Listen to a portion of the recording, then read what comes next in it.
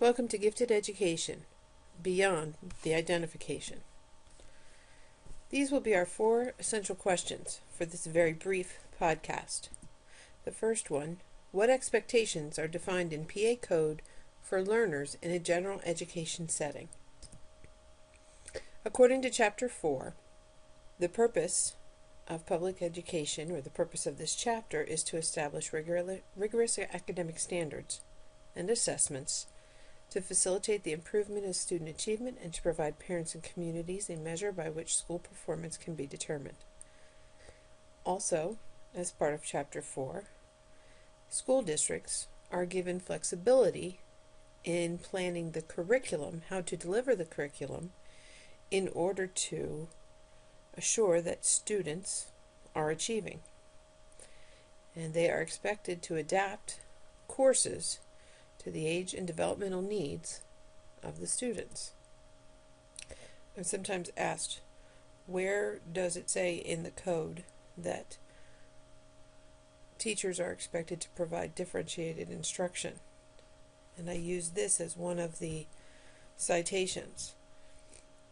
The only way to meet students' intellectual and developmental needs in a classroom when they arrive to you on a continuum of below, on, and above level is to provide curriculum that is challenging for all of them at their level, which is not going to be the same instruction for below, on, and above level students, but is going to require differentiated instruction. Chapter 12, the Student Services chapter, assures us that it's not just the academic piece, that students come to us in varying abilities, but also the developmental, social, emotional needs of students are also to be addressed.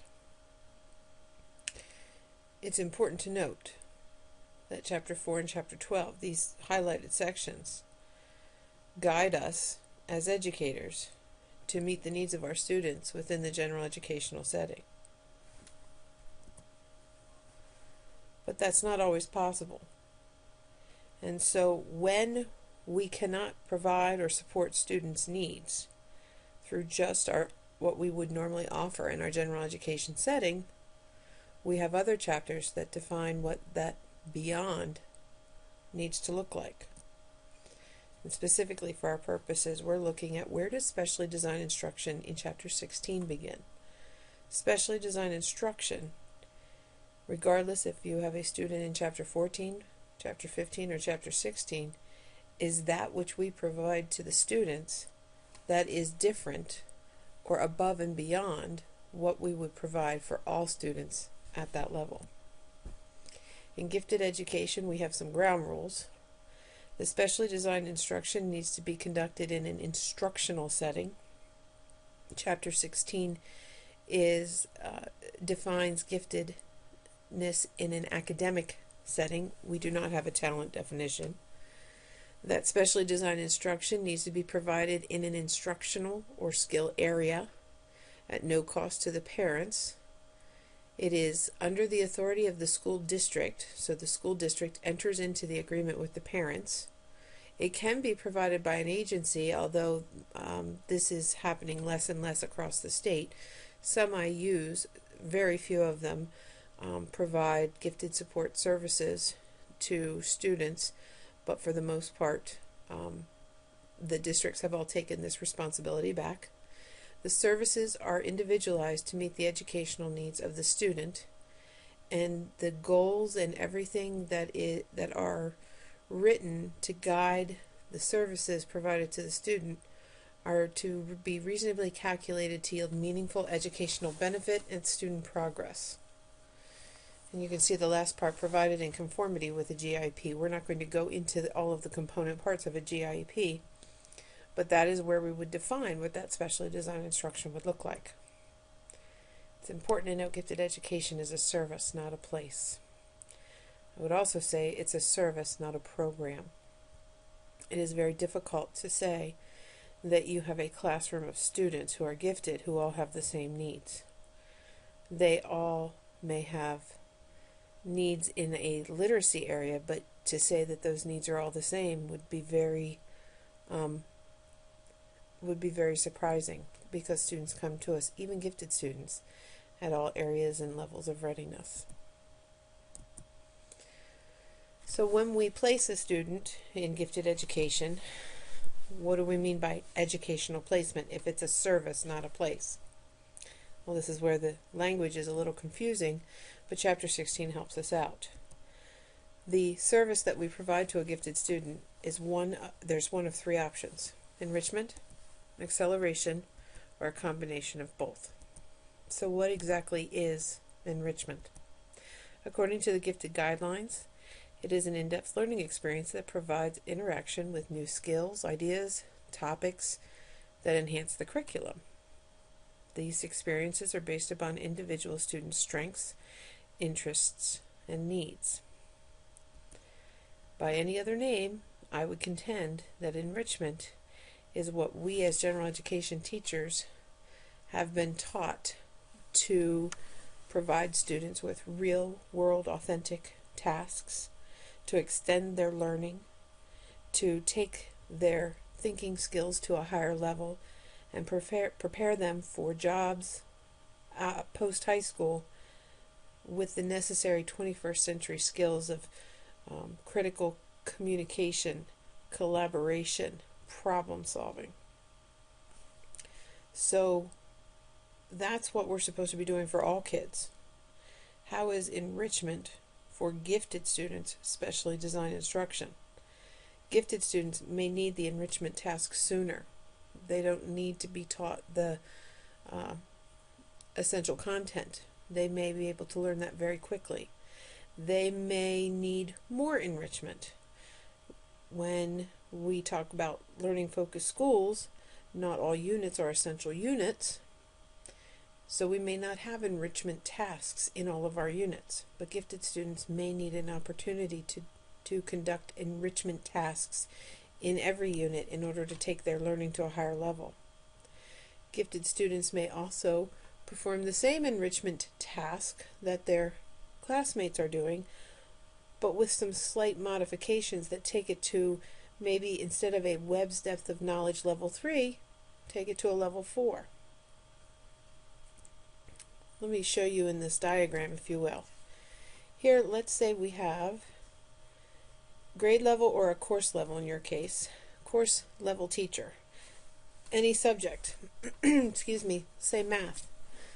The math teacher, the calculus teacher, needs to know what should students come to them knowing. So what are the standards and expectations for student achievement that they would receive prior to entering my classroom, and where am I guiding them toward? In other words, where is the beginning of the next course? And so gone are the days where teachers are responsible for just one set of standards. They really need 3. And when we say enrichment, enrichment is when we have a student in our classroom who's working within that level of that course. Or in the elementary, we say within that grade level.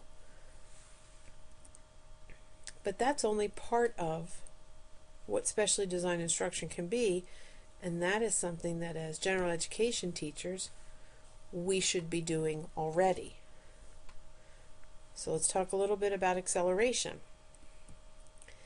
That's a little easier to distinguish because a student is obviously well above the level of the course we're teaching and has already achieved whatever those course level expectations are. Now, acceleration it actually falls on a continuum. It can be everything from early admission to kindergarten to early graduation and everything in between there. Oftentimes people think of acceleration as grade skipping, but it can also be telescoping the curriculum, where you would pre-assess and continue to move forward at the rate the child is learning. So you may cover 3-4 units by pre-assessing and student meeting the expectations and then going on to the next lesson until you hit a unit that the child doesn't, or the student doesn't know enough about. Curriculum compacting would be pre-assessing a student, and then during the time that the rest of the students are gaining the unit level instruction, the gifted student or the high achiever, who also could compact out, could be working on an enrichment task. Which actually leads me to the last form of educational services, and that is a combination of enrichment and acceleration. We can identify gifted students in one or all domains. We may have a student who's gifted in math but not in literacy, who's gifted in math and science and not literacy, or gifted in literacy but not in writing, just in reading. Students can present in all kinds of ways, and therefore what they may need in one domain they may not need in another. So they may need enrichment in literacy, acceleration in math. They may need to be accelerated in math, but just accelerating them by a course level is not enough because they learn so quickly. So they may need to be provided enrichment at that accelerated course level. Sometimes the easiest way, especially in the younger grades, to get some acceleration of resources, not necessarily whole course, but resources, especially in literacy, is to provide accelerated resources and support to the student during enrichment opportunities. The thing is that what the child needs is the heart of this entire process. If their needs can be met through just what the district is already providing in terms of general education offerings, then specially designed instruction is not required, and even though the child may be gifted, they may not need a GIEP.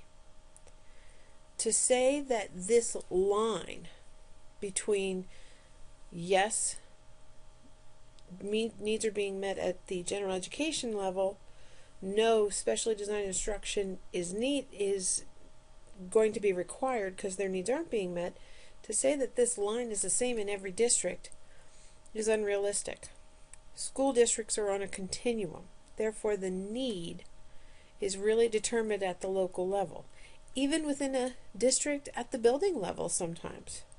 It comes down to what is already available in the general education setting, and do the needs of the student go beyond what we already have. Case in point, one school does not routinely provide enrichment to their students, and in fact will only give enrichment if the child is identified gifted and has a GIEP. So in school A, it's not very hard to establish that you have a need for gifted services. In school B, enrichment is just part of the way they do things, but enrichment beyond a grade level above or a course level above may be something that would require a GIEP. I even know of schools that automatically accelerate, and therefore if acceleration is open to all kids, and chapters 4 and 12 tell us that we should be meeting the developmental and intellectual needs of all kids, so an acceleration option is not really something that should require a GIEP or require a gifted identification. So in school C, where acceleration is just how you do business, that student may not need, probably will not need a GIEP.